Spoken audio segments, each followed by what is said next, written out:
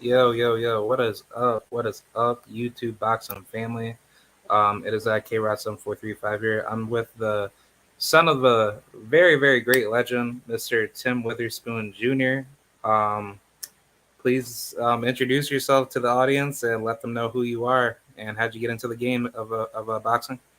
Yeah, you already said I'm Tim Witherspoon Jr., the son of the two-time heavyweight world champion, uh, professional fighter in my own right, retired now, 16 pro fights. I also run Witherspoon Boxing and Fitness, my gym that I opened up since I retired. And I got into the fight game just that way. My dad was who he was, so naturally, uh, I wanted to be like him. I wanted to, at first, I wanted to follow him around and hang out, and then it turned into a passion of my own. Um, and now I've been doing that my whole life. Never had a real regular job. It's always been something with boxing. Yeah, that's very interesting that you say that because I would say even similar to fighters that have the father-son relationship, I guess like family bloodline. I guess correct me if I'm wrong. Like it's kind of hard to walk away from the sport that you grown up to ever since you were young. And Definitely. do you feel like in today's time frame, not a lot of fighters have a plan B and they're just too addicted to the sport?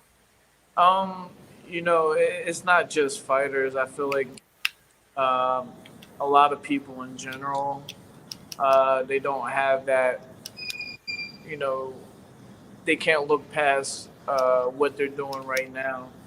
And there's nothing wrong with that. I think having a passion and a drive to focus on what's right in front of you is necessary and is what to do, what you should do. But uh, there's always a place in boxing for someone to do something other than be the fighter. Um, if you're retired, uh, you always can give back and teach to people. I happen to uh, be lucky that as soon as even before I retired, I started uh, passing my knowledge on to other people. I was doing it for free, and then people were like, "Yo, I'll pay you for it," and I turned uh, those free clients into the business that I'm sitting in right now.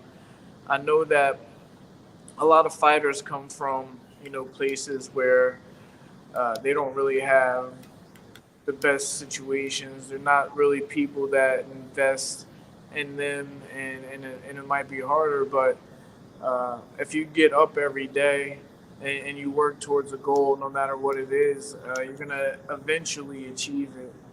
And back to your question about fighters not having a plan B, that is an issue. There is no even when they have their plan A, there's no guarantee that they'll be looked after, that they'll make money.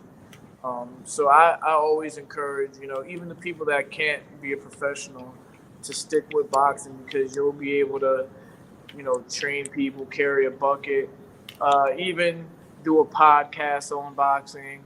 There's so many different avenues that boxing offers jobs, and just something for people to be a part of. Yeah, I just figured that I asked that because that's been on like like on my mind frame like as of lately. But I guess like that's pretty much not the hardest part, for certain fighters that you can't really, look beyond, what's next after, their career. But as far as how you got into the pros, could you dive in how, like, how you got yourself, um, set up with like the business of boxing and like, what's like the proper, method of, I guess like, managing like, your career, like, Yeah. like the right way.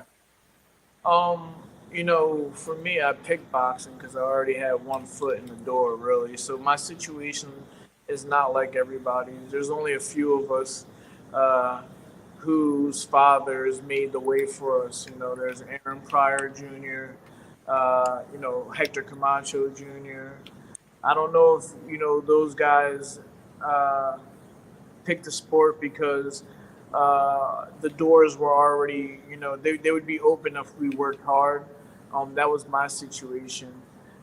As far as turning pro and taking it that far, the passion that I had was all myself. I enjoyed working out. I enjoyed, uh, sparring and boxing, traveling. So it was a really. I actually left school in 11th grade to go to boxing camp with a former IBF middleweight champion, Kasim Uma. And when I left high school, I never looked back. And I had no choice. Boxing was going to be the way that I choose to feed my family. So I stuck with it. And for another fighter coming up, it might not be, they might not have the opportunity to uh, drop out of school and go right and train with someone who's the current world champion like me. What I suggest for those guys to do is to take it slow if they can, if they have enough, time, and find the right team around them, the right management. Uh, and a lot of these guys, they pick, their brother or their neighborhood friend. They might be able to do the job, but you might want to get somebody who's more versed in boxing because boxing is a crooked sport. We all know that. So you got to get the right support system. Again, that's what with anything that you do, but definitely in boxing, you need the right people to guide you, the right trainers that won't feed you to the wolves, the right management, the right promoters. It's hard to find, um, but if you can find the perfect storm, you're going to be successful. I Yeah. know people that can't even fight, but they got the right team, and you see them, they're might be in your town 15 to 0, 20 and 0, and you're looking like, wow, how this guy got all this sponsorship, all these people behind him. But then when I saw him fight, he was fighting a bum. Um, that's part of the sport. You have to build yourself up, and you need the people around you that are going to let you build yourself up, not the people that are around you that are just going to throw you to the wolves. Unless you're some phenom, unless you're Mike Tyson at the age of 15 or Floyd Mayweather. Um, I think that you should take your time to build. And that's what these guys need to know. It's not a rush. I can see if you're 30 years old, there's still time for you to learn on the job. If you're 30 years old and you're still an amateur but you want to turn pro, you don't have to have a hard fight on your first 2 or 3 fights. You still are learning on the job. So take your time. You have a little bit, and make sure that you cross your I's and dot your T's. Yeah, that's very interesting that you say that because I like I personally study like the game very very well. Um, I like sometimes have like a problem with certain fighters that you see on the mainstream. Depending on what promotional banner that you watch, they get fed weak opposition early in their careers, but Yeah, then the minute they step it up just a little bit, they get exposed real bad. definitely. And I And guess I'll start. that's where the management comes Yeah, in handy because it could go the other way. I don't want you to think that I'm saying that someone should take baby steps their whole career, but there's a way to go about, turning pro that will help build a person. You can't be 20 and 0 and still fighting soda cans. It's just not realistic. It's not. If that's the case, then we know as soon as you step it up, you're not going to go. Um, I would give somebody, there's a saying, and I learned this saying in England.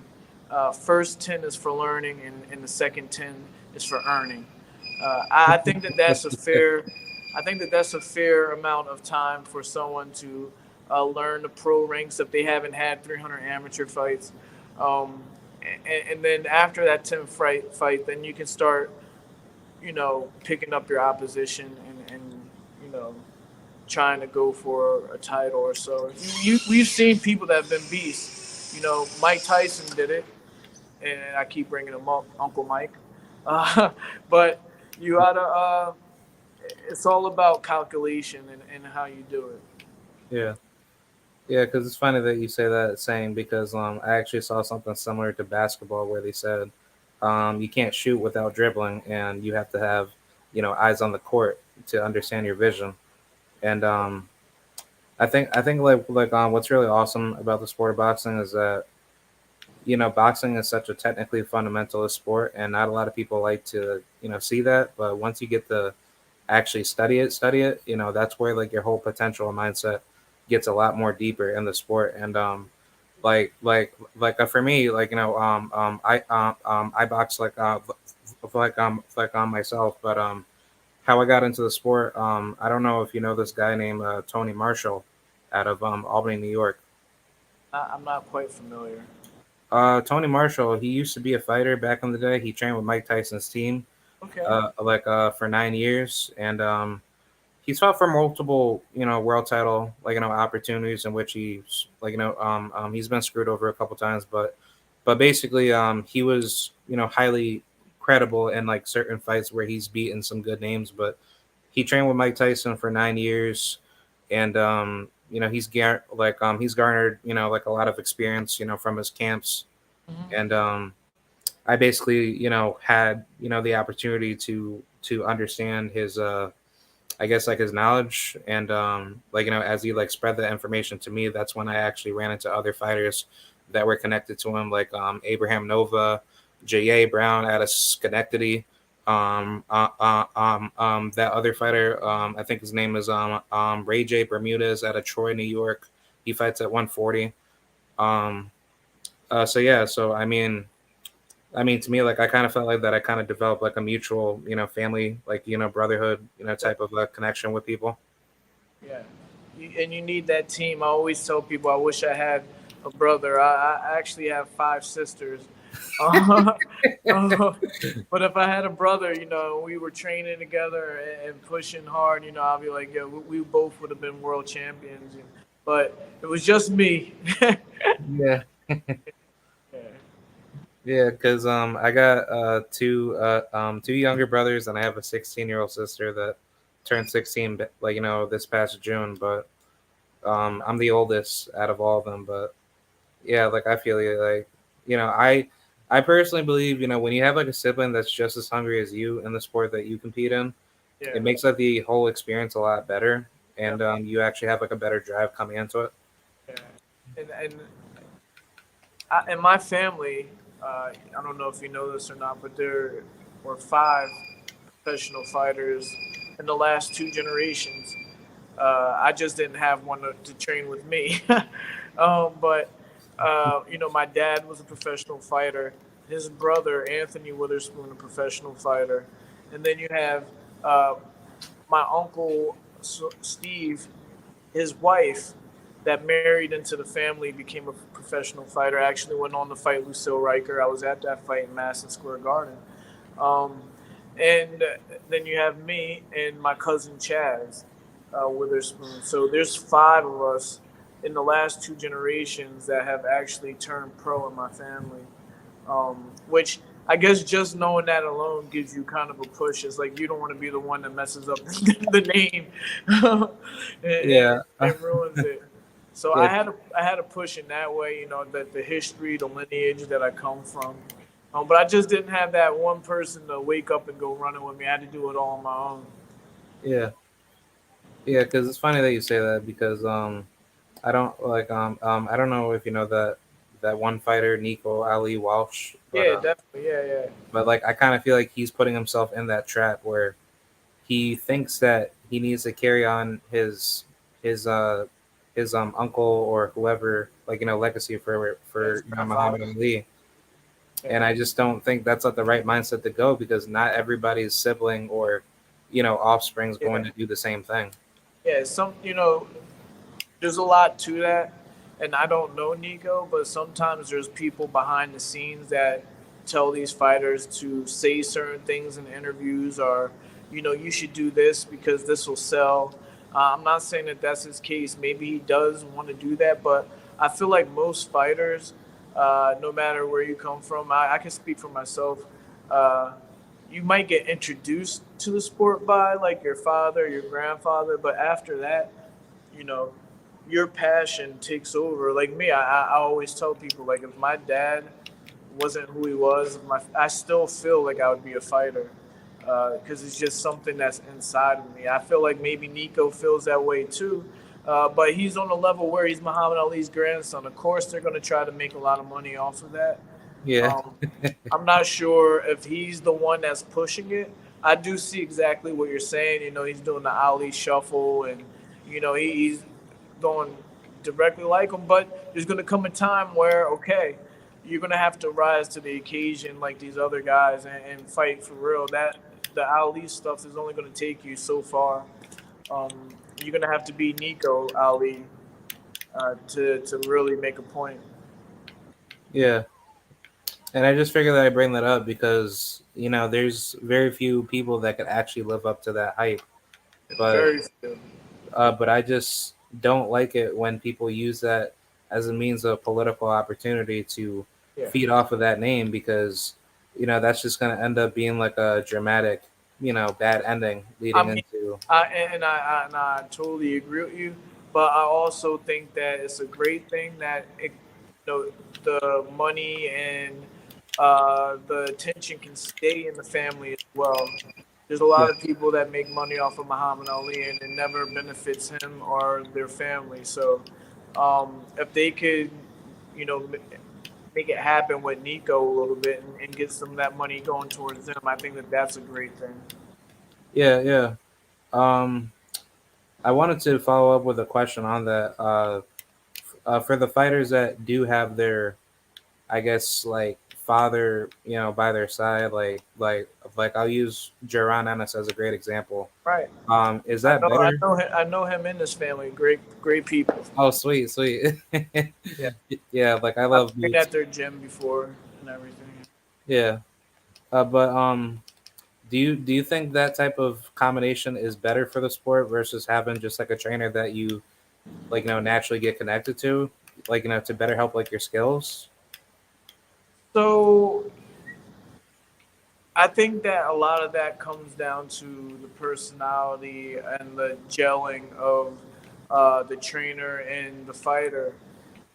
Sometimes fighter fathers uh, or family members, for that matter, they might have the knowledge, but their personality won't allow them to be good teachers. Um, and you, some of these guys, like I don't know anyone specifically, but you might hold on to a family member a little bit longer as a trainer than you need to, simply because you feel obligated. That didn't happen to me, but I've seen it happen where people needed to make a move and they stuck by somebody because of loyalty. Um, I think it's really down to situations. I know Bozy Ennis. I fought on the same. I'm looking at a poster with me and Jerron's older brother Farah Ennis, and their older brother was a fighter too. So I think when you grow up with those, you got three boys, all fighters. The dad was a fighter. He's a trainer. Uh, it could be one or two ways. It could be the perfect storm, or it could be a disaster. And none of us know what goes on in their camps, in their homes, what they're doing. They could be happy, they could be sad. A lot of people give Danny Garcia's dad, Angel, a bad rap, because he's boisterous and all that. But you don't know at home, Danny could be the one telling them, look, you need to hype this press conference up. No one really knows what goes on inside of a camp or inside of a trainer fighter situation. So for me to sit here and say it's good or bad, I can't do that. I think that most situations are somewhere in the middle when it comes to that kind of fighter family member relationship. Yeah, because like I just think like for me personally, like if I was in that position, I would like to do it by myself. But if your Right. family is willing to help you down the path, then Yeah. all It power. would have been dumb for me to not have the two-time heavyweight world champion in my corner teaching. you know, I even if you're that person is not the head trainer, which my dad was my head trainer, but even if they still have stuff to offer. And, even though you want to do it on your own, nobody does this on their own. And you got to use your resources, whatever's around you, to get to where you want to go. And if that happens to be your family member, then so do it. Rich kids do it all the time. Their parents make it, and they uh, invest in their kids and take the money and they start their own businesses. I don't see why boxers can't be the same way. Yeah. Um, I wanted to switch, subjects here, but Yeah, I wanted to like, get more insight of your like your pro career. Like, correct me if I'm wrong, but you fought in the welterweight division, right? well, yeah, I started as a lightweight. My first fight, I believe, I weighed 132. I was still 6 foot. Um, it was a 135 fight, and I fought a couple of times there, and then moved up to 140 light welter, and then I finished my career off at welterweight. Oh, okay. Did you run into any notable names, throughout your? Yeah, me and Tevin Farmer, who uh, is a former world champion, I think the IBF world champion. Yeah, at Super Uh, Brother. yeah, we had our fight was nominated for Philly Fight of the Year. I lost a close fight, split decision. He went on to keep going and win the world title. So I'm really happy that it's not really. I really would have liked to win, but to lose a split decision to a future world champion is I can be happy about that.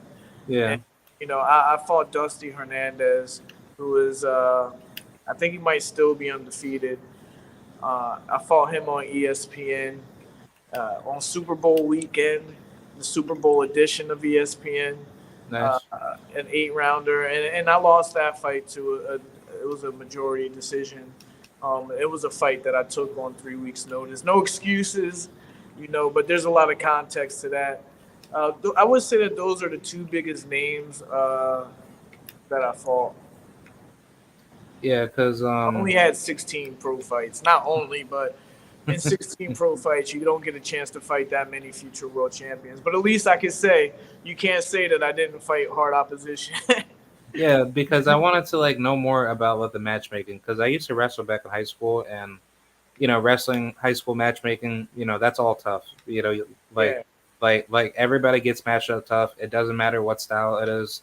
It's right. like all like it's all top down structural matchmaking. But I guess like like I wanted to get your insight on it. Like, do you have a choice in the manner of who you want to fight, or I mean, how does? at the end of the day, you do have a choice. You sign a contract or you don't sign a contract. If you don't put your name on there, you won't fight. But everybody's situation is different. I never had a promoter. I was always managed by my family and me. So at the end of the day, I got a chance to make the final decisions on we're going to do this or we're not going to do that. I know that some people don't have that luxury. I know that if your promoter is Don King, he would force you to fight certain people and probably not pay you as much as it was worth, or you would get stripped of your title, or you'll get suspended for a certain amount. Find a way. So in my situation, though, we always teamed up with a promoter on a fight by fight basis and tried to find out what was the best opponent for us, but also the best opponent for the promoter because they don't want me to go in there and just knock a guy out. They want you to go in there and put on a good show. So it's definitely different on a case to case basis when it comes to the pros. The amateurs is a little bit different, where you could show up to a show, you could see a kid that's in the same weight class. He could have 10 fights, you can have 10 fights, but he could be almost a pro and you could be just starting.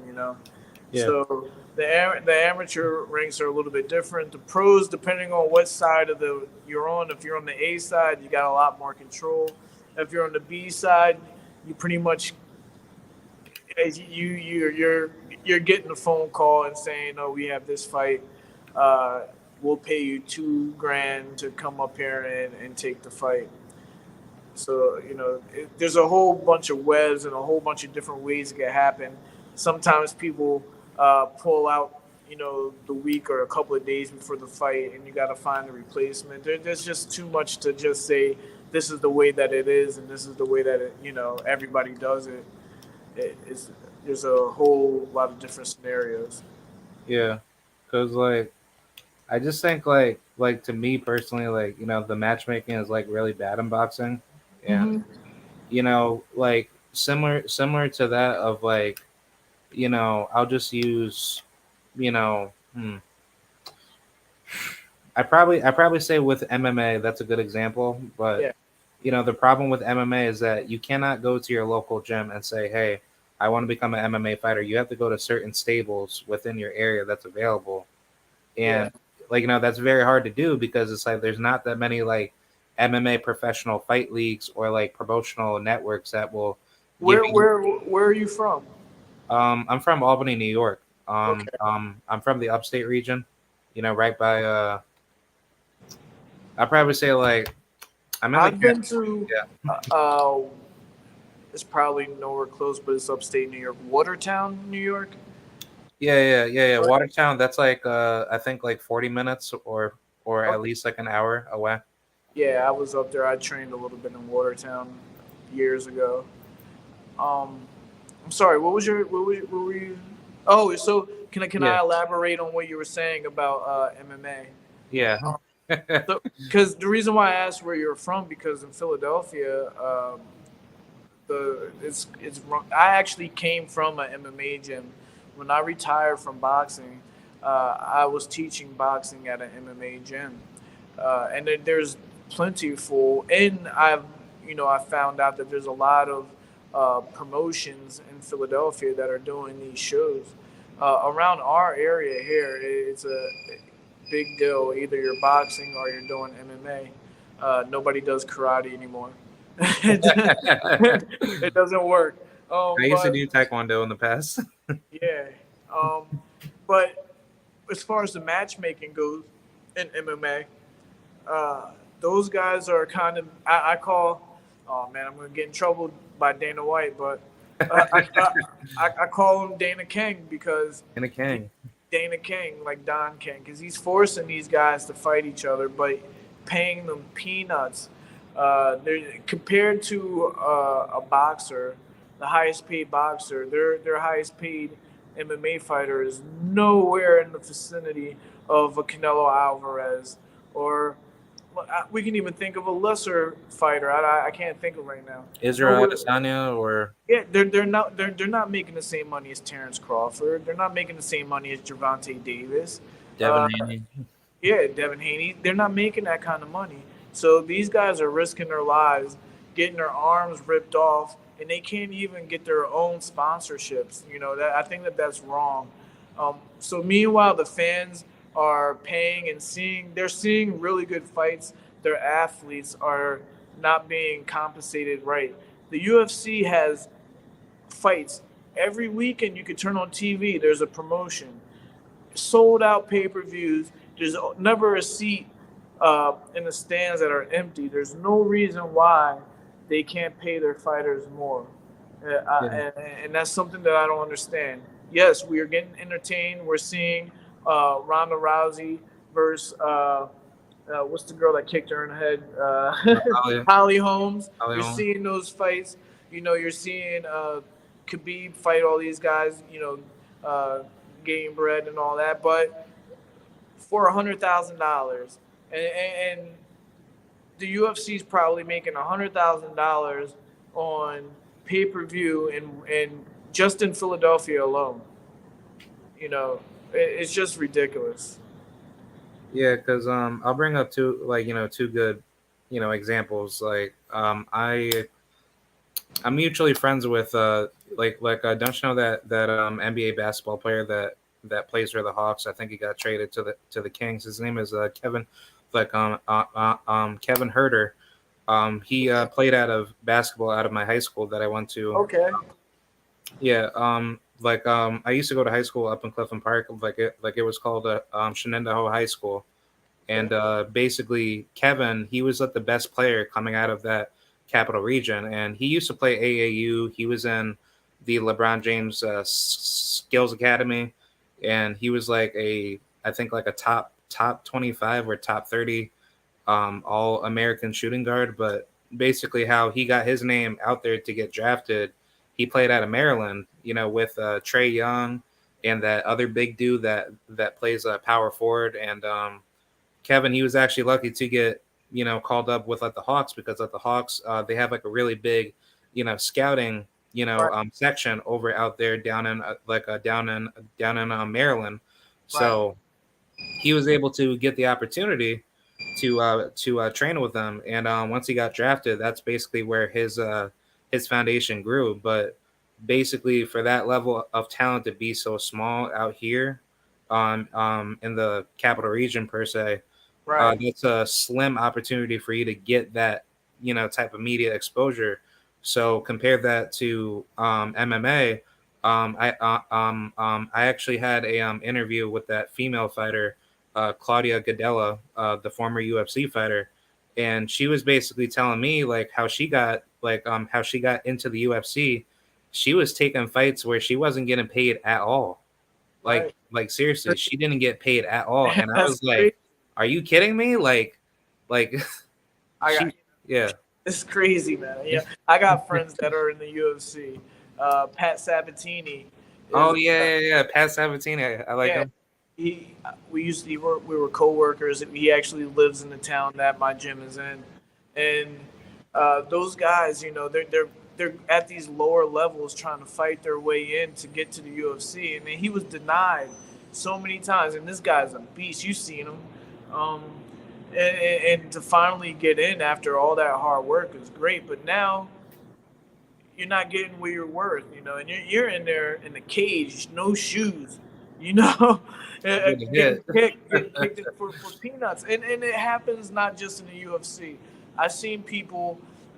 There's been promotions. I keep talking about me being in England. I actually, like, the first time I saw a live MMA fight was years ago, and it was in London, and the promoter was bragging to me that, oh yeah, these guys don't fight for anything. I just pay them 300 pounds, and I'm looking at these guys get kicked, rolling around, and then doing it for the passion. But I'm like, yo, you guys deserve so much more. I know a guy that's 0-0 that's about to have a 4 rounder that's going to be making 1,500, and he's a What? nobody.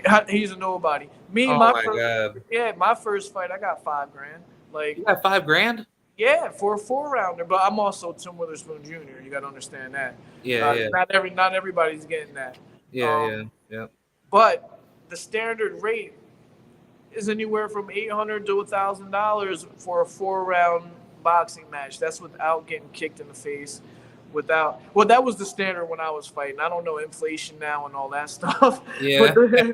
I don't know. Times have changed now. I've been retired for 7 years now, almost 8. But yeah, it's just a shame, man. For her to say that she was fighting for free, she needs to write a fucking book, and or a tell all, and Yeah. try to get some of that money that way. Yeah, she's awesome, man. I loved, talking with her, and I really wish I could actually meet her in real life, because she's just a very intelligent woman that just really came into the sport because she loved it. But uh, going back into boxing, I can I can easily see the corruption Oh yeah. being way worse, for females. But I wanted to get like your own personal like your own personal view on this. But do you think boxing needs to have like a fight league similar to like the NBA in a way where everything needs to be universally marketized, where people can get their fair share and get paid more? Uh, so I was just with Iceman John Scully. You know John Scully. He's I he don't. trains Better Beef. Oh Uh, yeah, John. Yeah, John yeah. Scully. And I did my podcast at Ali's camp. I don't know if you saw it. And he was right next to me, and we talked about this, about how they always talk about unionizing and starting a league, and it's just impossible. There's too many loose strings. There's too many people that uh, it just doesn't work for boxing. There's so many different components. If you had to train like a basketball player, and get drafted into a boxing league, then we wouldn't have any journeymen, people that we need to build up fighters. They would never make it into the league. Uh, there's so much money involved. Who's going to be the person that's in charge of this league? Bob Arum is not going to allow Golden Boy to start a league and monopolize on uh, boxing. It's impossible. This is the Wild Wild West we're talking about. It's like Yeah, it's like a red asking market. John Wayne to all of a sudden put on a badge to get criminals instead of doing it the way he's been doing it his whole life. It's kind of hard. Now, what I do want to see is I want to see, fighters have options. Maybe there is a healthcare that the government comes up with for boxers where we can, if we're fighters, we get some kind of insurance or it's not as expensive as, regular insurance because that's a big deal, insurance, being able to take care of yourself, having protections against, being injured. That is a big deal. We do need those kind of protections. I don't think that one person making a union or a fight league is going to fix that or even help. They might be successful. They might monopolize and be able to support the fighters in that league. But boxing's a worldwide sport where poor people with no money end up becoming millionaires, and they don't become millionaires because they made it into the draft and made it into a league. They become millionaires because they fought their way up the ladder and they weren't great, but then they ended up being great. Yeah, well, like for me at least, like I was like brainstorming that idea, and I actually, have like a document, like myself that I typed up to Mm-hmm. like theoretically envision, like an NBA style type of league, like similar to any other major sport. And the reason why that I like to bring that up, for conversation, just to see like how can we, as true boxing fans, and for you as a former fighter or fighters that are in the game, if we could just keep brainstorming these ideas to Yeah, make it better and to make it more actively known without having let the state getting involved, and therefore markets can actually, come in and they could start bringing those changes and those, worldwide level innovations to the sport. That would be awesome because I would like to see, people like Jaron Ennis, be promoted by like, other sports to say, hey, Philadelphia Eagle, like Philadelphia Eagles fans can get to know his name being posted on yeah, like definitely. advertiser banners, or New York Knicks fans, you should go watch Bruce Carrington or Shakur Stevenson, Yeah. like for their fights. I agree with that, and it does happen. Sometimes you'll see a big fight happen, and they'll throw out the first pitch at a baseball game or something like that. But that's up to individuals and their management teams, and nobody's telling them what to do. They're creating their own wealth. We still have that possibility for ourselves. That's one thing that I regret about my career because, like I told you, I fought Tevin Farmer, who's a former world champion now. I fought Dusty Hernandez, and I really didn't monopolize on being Tim Witherspoon Jr. as much as I could back then. I think that I could have made a lot more money, if I would have just used my name a little bit more and got the sponsorships, did things like you said, uh, talk to the Eagles, talk to, the certain people and do that. Yeah, Um, when it comes to other people telling you what to do is going to be, this is just my opinion, and it's just what I think is going to be rough. This is an individual sport. It's not like, okay, the whole team has to do this. This is going to be one person that a league is telling what to do, or a union's telling what to do. What I suggest that we do is we try to fight laws that are already on the books to make sure we protect fighters, like the Muhammad Ali Act, where you can't have a certain length of a contract because it's illegal, or a fighter gets knocked out. Certain protocols come in handy so that he doesn't have to worry about the medical expenses as much, or there's fighters out there. Uh, you got Gerald McCullen who can't, talk. His yeah, can't sister's talk and taking walk. care of him. Uh, the recent guy, I can't think of his name. He's a young kid, Spanish kid, uh, and he's kind Oh, of Pitcher yeah, Cologne. yeah, yeah. Richard Cologne. You got Yeah, Paul Williams, who's in the wheelchair. You have yeah. all these guys, and Wilfredo Benitez. Wilfredo Benitez, and there's no protections for them after fighting. I understand the union might do that, but who's to say that Richard Cullen would be able to get into that league or, or whatever? So we have to create laws, and these laws should be for all athletes when it comes to agents, managers, promoters, uh, medical expenses, the right to pay. You shouldn't be fighting for free. Yeah, Uh, yeah, yeah, yeah. True. these are these are all legislative things that we can do and try to push through. The thing that is stopping it is money. Whenever there's money involved, there's going to be corruption. Like I mentioned, Bob Arum. I'm not saying that he's corrupt. Oscar De La Hoya. I'm not saying that they're corrupt. I'm not saying that Lou DiBella is corrupt. But these guys are making tons of money. They're not going to let a league come in when basically this is what it is. You have these promoters, and they're the mafia of their corner. So nobody's going to be able to come uh, into Golden Boy's territory. Nobody's going to be able to come into Top Rank's territory without them giving up a fight. So to start a union from the ground up, and now you're not just not a union, but a league, and now you're competing with these guys that have been there. Bob Arum has been in boxing since I don't know what, no when. You know, it's going to be very hard. And these are the Yeah, guys with the money. They already have lawyers. I think our best bet is to go the legislative route and try to get laws passed to protect fighters. yeah. Because yeah. Sorry about that. No, go ahead. Sorry. I was just gonna interject to say to me on a political level I'm very anti-state, but if you think that is like the right solution, I think like the best way to do it is to No, I, not to cut you off. I'm sorry. yeah, I'm totally. I don't want the state to do anything either, but they do some things good. Uh, regulating that kids can't buy cigarettes until they're 18 is a good thing. I think. Uh, I think regulating that a boxer who risks his life should make no less than $400 is a good thing.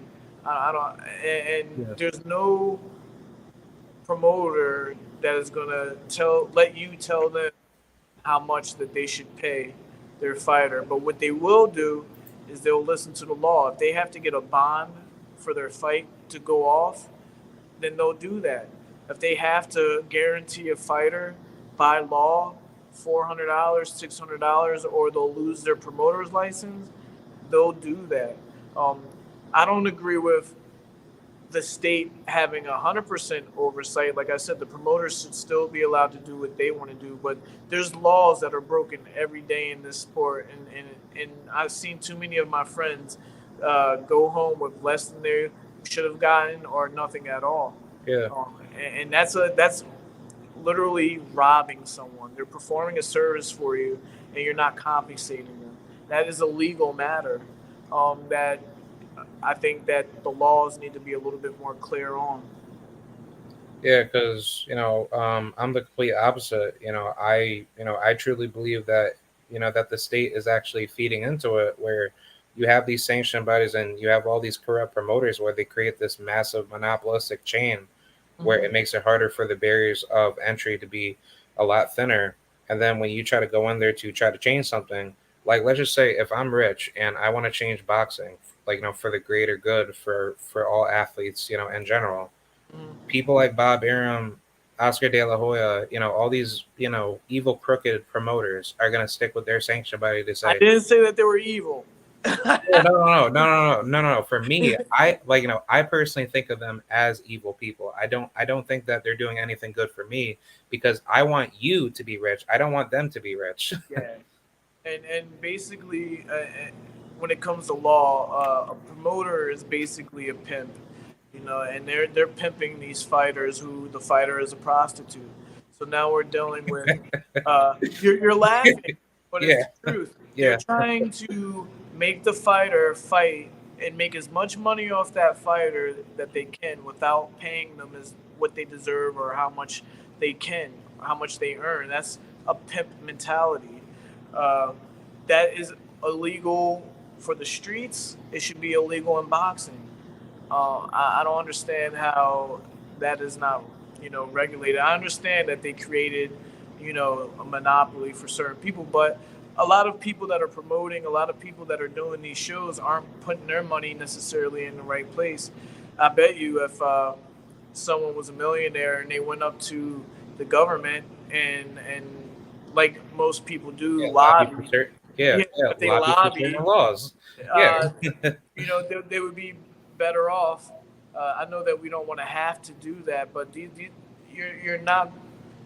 Just this is just my experience from being in this. This is I had my own career, but you got to understand I also lived through my father's career. So my career was the second career I lived through, and I've seen his promoter was Don King, and there's a lot of corruption that you cannot fight by just creating another organization. I think that it really has to start from the top to the bottom. yeah. But that's why that I like having these conversations because the more that me and you keep on doing this, the better it's going to be looked down upon years from now. Definitely. And there's no reason why we can't both do it. Why there can't be a fight league and there can't be laws on the books. I don't see why that. I think that should still coincide. They should go together because just because you have a fight league doesn't mean that you're going to change the behaviors that were happening before. I think that they both should probably go hand in hand. Yeah, because like I just think compared to other sports, it's that the average person that wants to get into baseball, basketball, football, especially here in the states, that's a lot easier for us because that's in our bloodline to actually think about like a sport that interests us Americans. But Right. I can understand it from like a Filipino perspective or somebody from Afghanistan or anywhere from Africa. That's a harder mindset to go through because you're not thinking about that. That's No, just something exactly. that you like to do.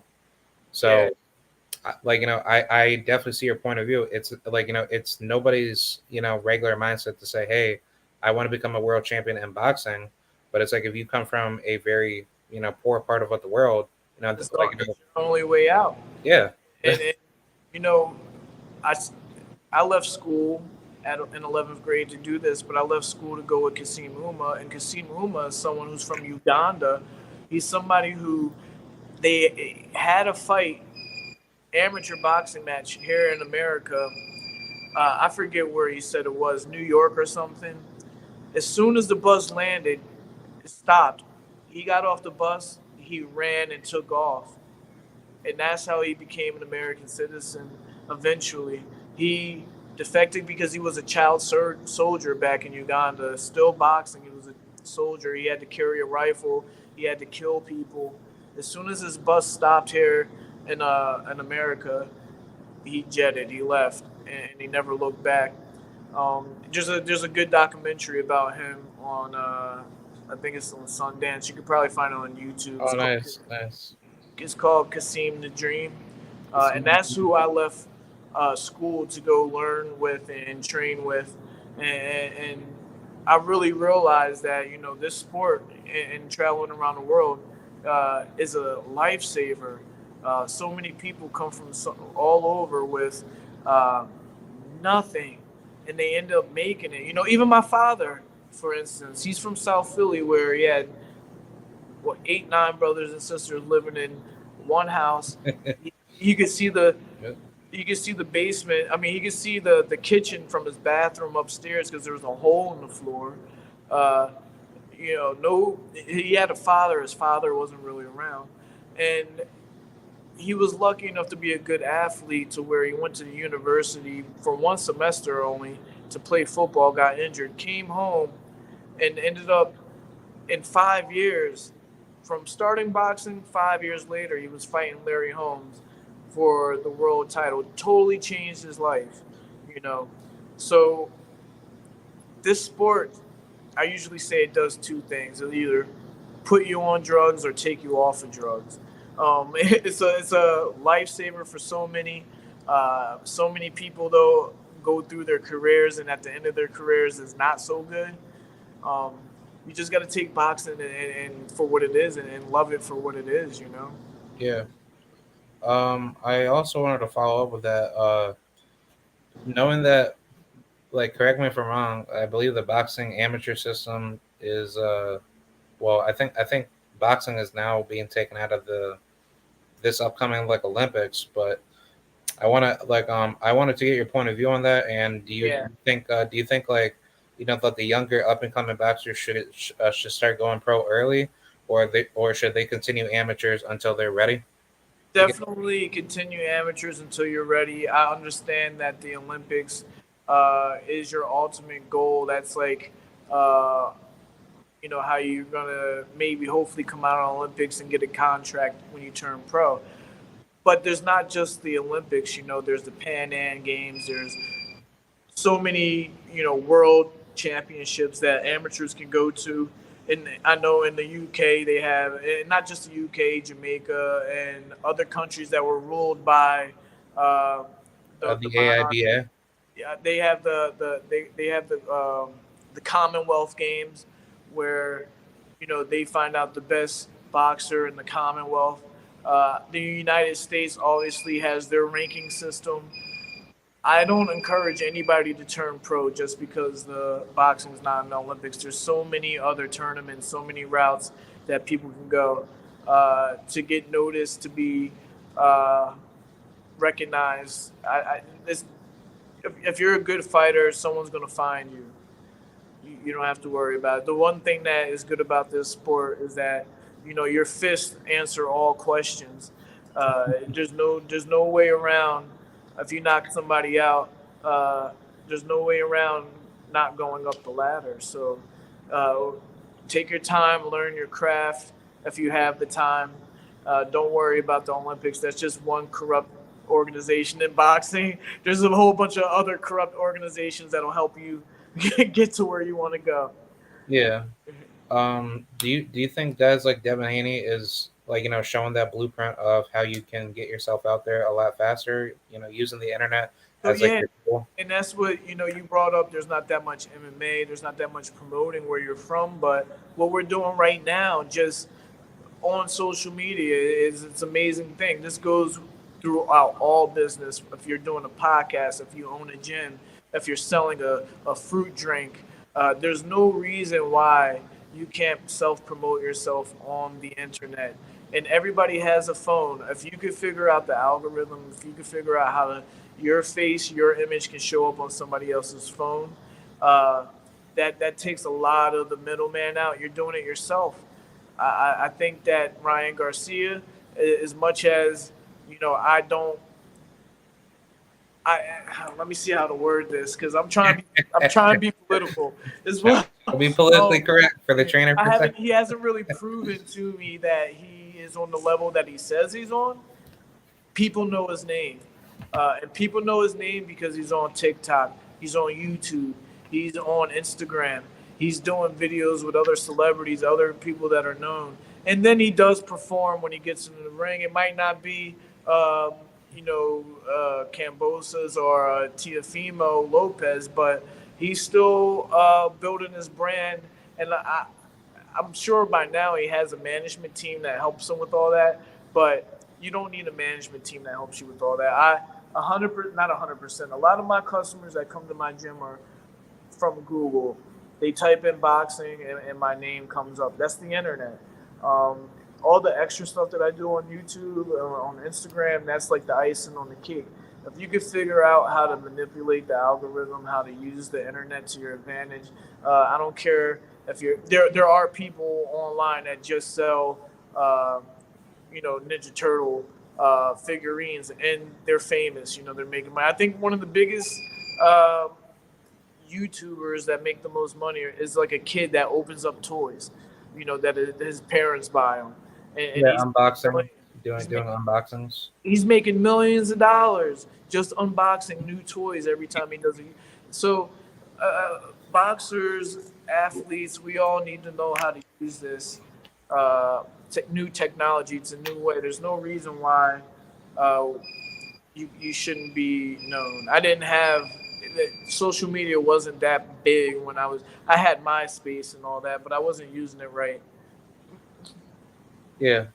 I was going to add on top of that that there's people on YouTube that make millions of dollars, uploading YouTube shorts, and I just find that really, Right.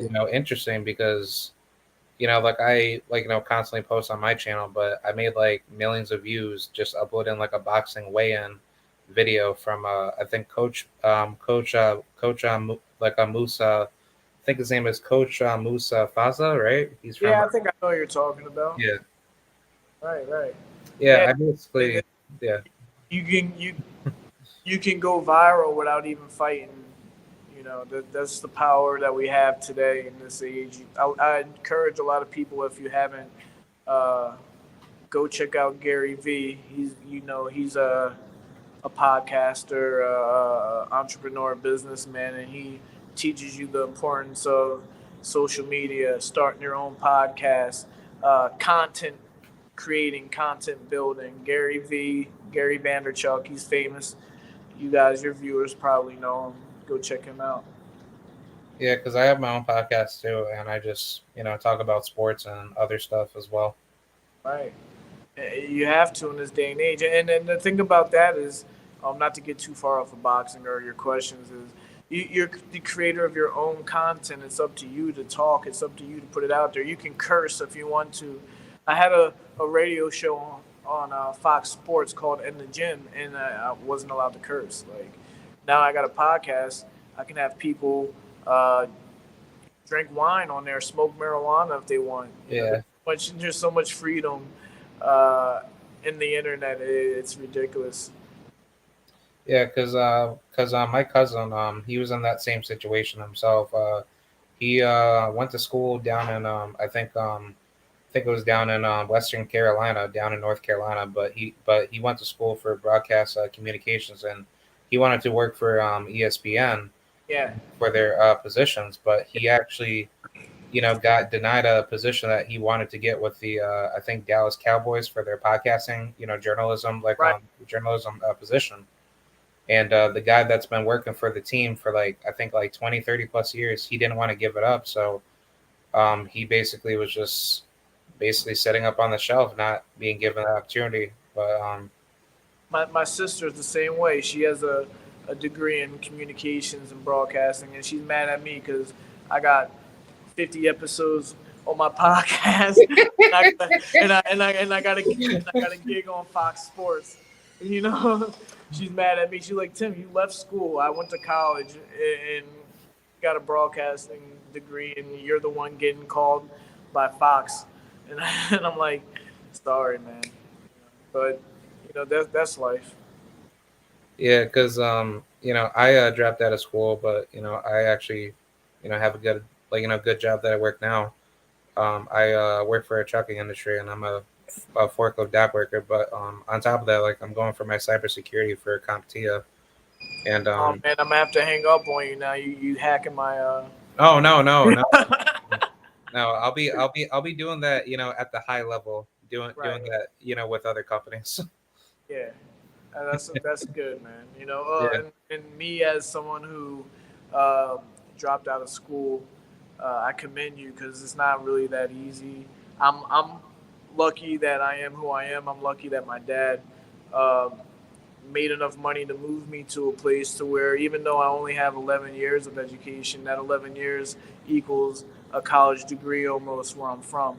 Uh, so I used that when I got out of boxing, and I have that mentality of being a businessman, an entrepreneur. I own this gym. I own a nonprofit called the Witherspoon Community Initiative, and I'm trying to develop a sports drink right now. So it's like nice. us guys that drop out of school, we uh, we got a lot to offer the world, even though we dropped out and we got our GEDs and all that.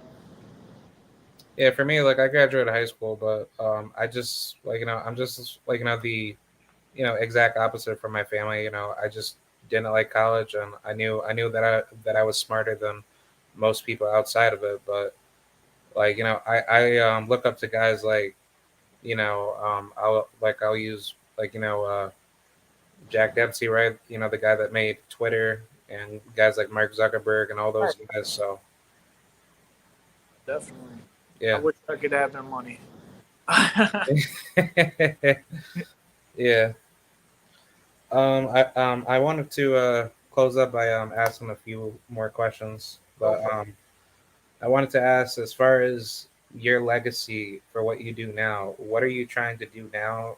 To bring as a major influence before Yeah, it's all said and done. that is a great question, because, um, my dad was a two-time heavyweight champion, but a lot of press that he got wasn't always positive either. Um, a lot of people, it's no secret, know that he wasn't always great with his money. He didn't always make a lot of decisions. He did get taken advantage of by Don King a lot. My job now as Tim Witherspoon Jr. Retired from boxing is to make sure that I keep our name out there and in the positive light. That's why I have this gym where we welcome everybody, and they learn and they get to see our personalities, and they get to see that we're not only fighters, that we're also businessmen. We're also in the community. We have, like I said, my nonprofit Witherspoon Community Initiative, where we go out into the community, and whatever they need help with, we help them. I donate to the local food pantry. We do community cleanups. I go to backpack drives, and we're going to be doing that here at the gym. Um, my whole thing right now with that is to put the 80s and the 90s behind us of my dad's legacy, and bring us into the future to where the Witherspoon name is something where people see and they're like, these guys are entrepreneurs, they're businessmen. They they have so much more to offer that we didn't know just from you know certain newspaper articles or movie clips. And it's crazy because I live in a place called Bristol, Pennsylvania. It's about 20 minutes outside of Philly, maybe not even that long. Um, and we have a town in Doylestown.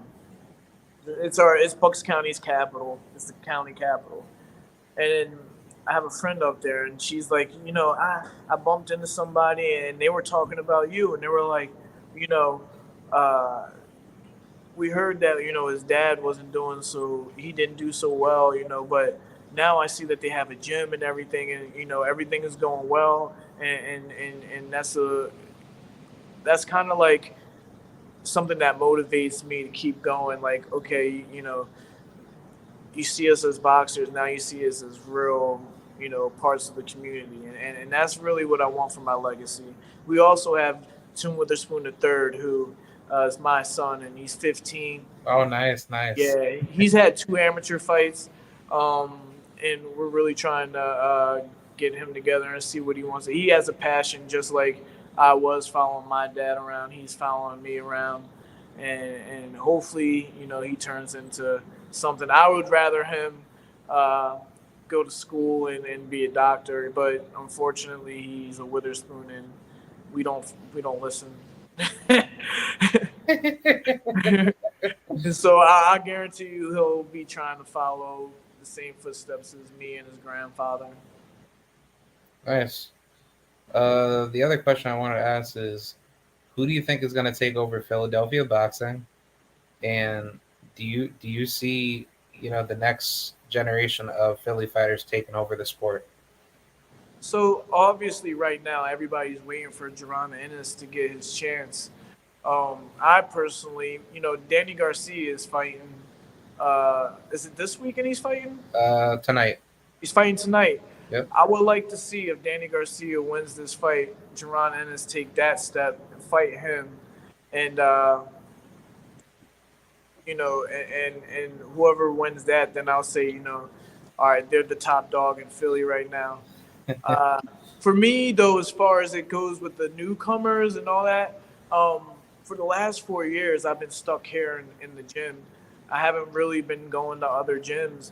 I know that when I see these fight posters, the people that used to be on the posters with me are no longer on there. They're the babies of the gyms that I used to be at, and now they're turning pro, and I'm not really familiar with too many of them. Um, but the thing about it is that Philly fighting is always going to be alive. There's always going to be the next uh, Tim Witherspoon.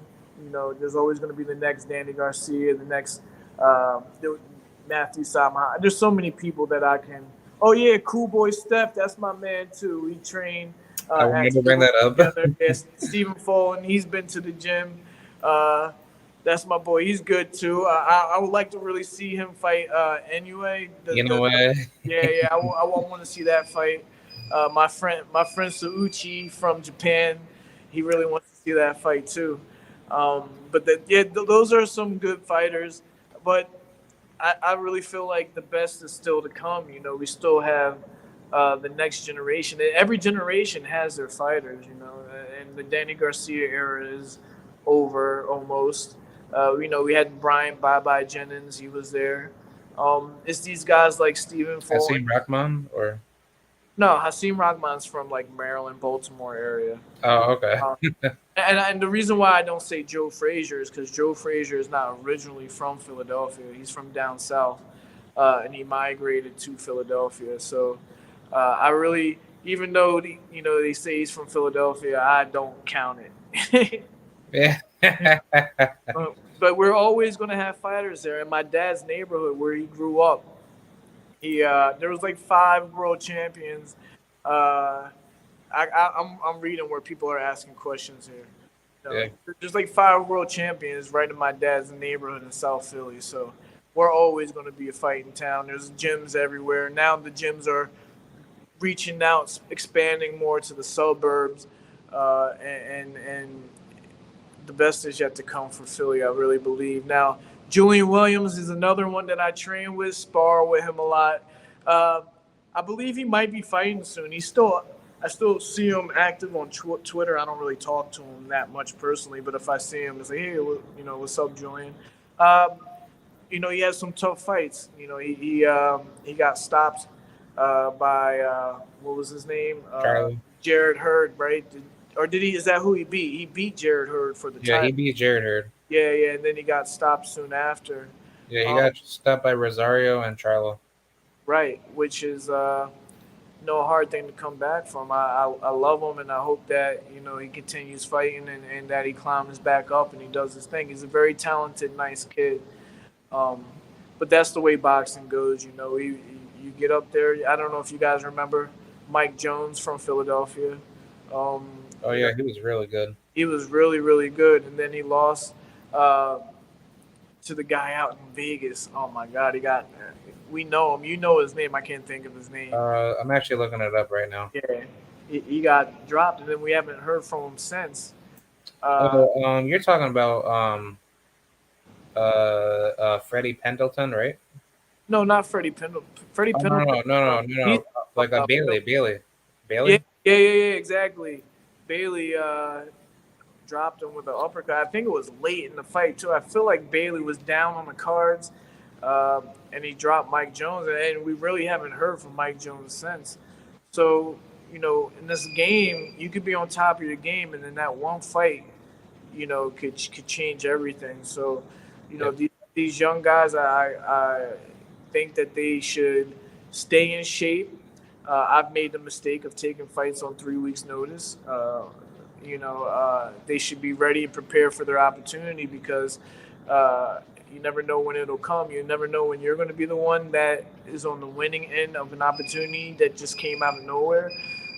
But you also need to be in shape because if you do lose, you got to be prepared and have your body ready to try to climb back up that ladder again.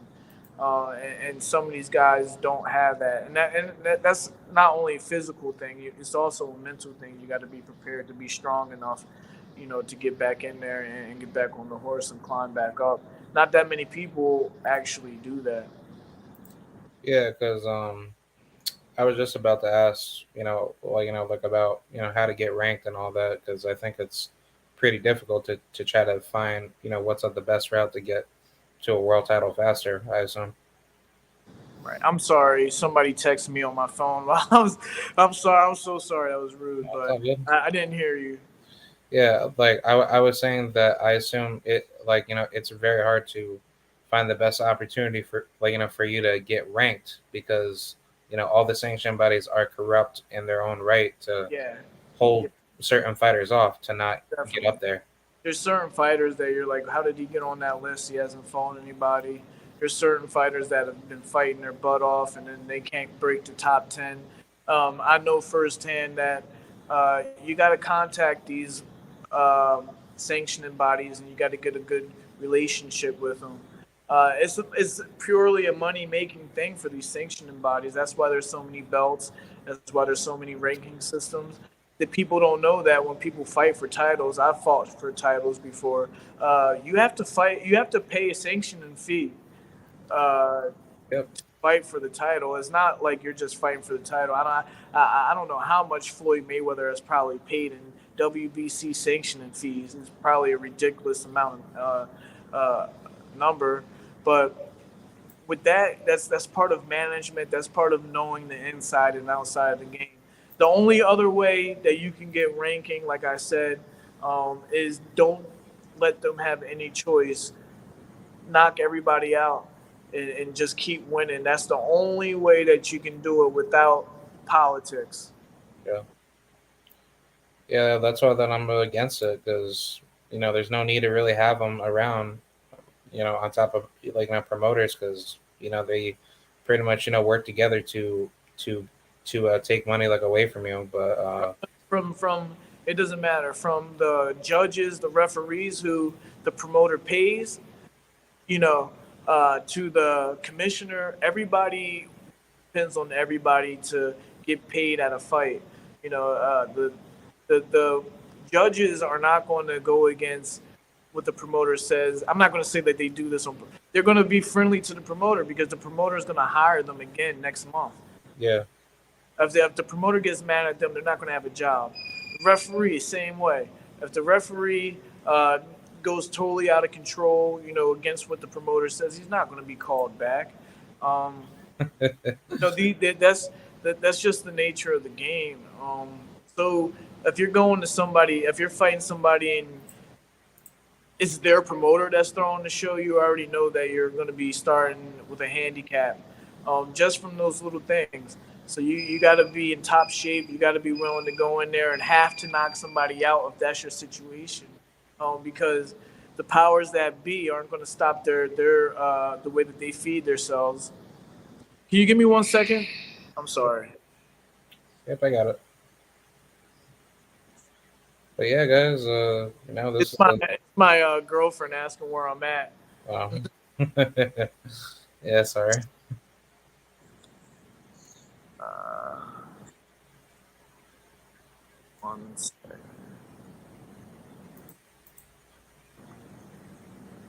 I'm sorry about this, guys. No, it's all good, man. Let me see where we at. All right, I'm back. Sweet. Yeah, because I was just about to add on top of that, like I was trying to look online on how to become a how to become a judge or like a ring announcer or like any other positions that are in boxing and Right. there's like literally like no proper way of informing you of how to get the position. But now that you kind of explain it with like, the promoters having that little puppetry to set up their events, it's like that's insane. You know what I'm saying? Like, Yeah. Well, the referees and the officials and everything, they still come from your state commission, but without the promoter throwing a show, those guys don't have anything to do. They don't yeah, have a way to make money. So, of course, it's just human nature that they're going to favor the person that keeps them in business. yeah. But that's very interesting because like these people that are in the game right now, like especially all these corrupt judges that are very how should I say biased on scoring. Like that one judge that like that was racist that had connections with the WBA that scored for the Michael Fox versus Gabriel Yeah, Maestre that, fight. Yeah, yeah, like people like that need to be taken out of the sport. yeah. It's hard to find, sometimes the corruption, but that lady made a stupid. Was it a lady? Yeah, Or lady. yeah, yeah. well, I mean, she made it obvious, so it, you know, it's rough. Stupid. There's a lot more subtle corruption than she did. Yeah. Yeah, but I think that's pretty much it. Do you have any final words to give off to the audience, or? You know, not really. What I usually tell people in fighters, I'm not a fighter anymore. I mean, I guess once a fighter, always a fighter. But when it comes to goals and trying to reach your goals, just do something every day towards it. It doesn't have to be everything. I know a lot of people get caught up on, oh, I didn't get this whole thing completed at this time, but you got to do something. Uh, just a little bit of something is better than nothing, and eventually you'll get to your goals. You'll have a building. I keep going over here because my camera. You'll have a building with your name on it. You'll have, uh, whatever it is your goal is. So just don't be lazy to the point to where you don't do nothing. If you got, you know, goals, read one page of something that has something to do with it that day if you don't feel like doing everything. So just my message is do something towards your goal every day. Well, I appreciate that, and this has been a fire live, man. Like I got to do this again with you. Definitely, we're live. Man, I told everybody on live that my girlfriend's checking up on me. they're gonna be like, Sorry. that boy's whipped, and it's all good. I love you, baby. Yeah, sorry about that. Nah, it's all good. I'm joking. Yeah, I appreciate you having me on the show, man. yeah, most definitely. But I appreciate it a lot. Like I'd like to do this again in the future, and Definitely. like I hope everything goes well for the for the rest of the family. I appreciate it, man. Alrighty, I appreciate it. All right, I'll talk to you soon. Yep, I'll see you later. Alrighty, thank you guys very very much, and salute to Tim Witherspoon Jr. and the father, the legendary all time great Tim Witherspoon Sr. Um, yeah, that was a good live, man. I had a lot of fun. Uh, definitely could have gone on for hours. That's how crazy these boxing interviews really end up being, and like I'd be having fun, man. So um, yeah, I will see you guys probably later on tonight. Don't know if I want to do a fight call for Danny Garcia versus Jose Benavides. I'll probably do that just to get people, just to have people, come through and talk. But I really wish I could actually post like the actual fight. If I could do that, I would do it. But yeah, man, that was a pretty good live. Tim Witherspoon, he's a beast, and same thing with Tim Witherspoon Jr. I had a lot of fun having this sports interview, and yeah, man, can't wait to do it. Like another, or to do like another one in the future, and like I had a lot of fun. So shout out to Tim Witherspoon Jr. and shout out to everybody that came through. PBH Big Dog. PBH said Jake Paul is about to get ranked by WBC if he beats Hasim Rahman. Yeah, that's what I heard. Like, I find that really crazy, man. Like, I really hope Hasim knocks him out, but something in the back of my head tells me he's probably gonna get come into that fight taking a dive, but I don't know, man. I really hope he doesn't. That would piss me off if he actually did, but I hope Hasim beats the living crap out of Jake. Salute to Artman Boxing. He came through earlier. Salute to Bruce Gas. Salute to TS Boxing. Yeah, man, this is a pretty fire live, man. I'm definitely gonna have more, stuff like this in the future, and the channel's just getting bigger, man. So, you know, I'm already, nearing 4,000, subscribers, and I'm gonna keep, grinding, man. So, shout out to Tim Witherspoon Jr. and shout out to everybody. Shout out to the LDVC. Shout out TWT. And yeah, man, I will see you guys later. Peace out and goodbye.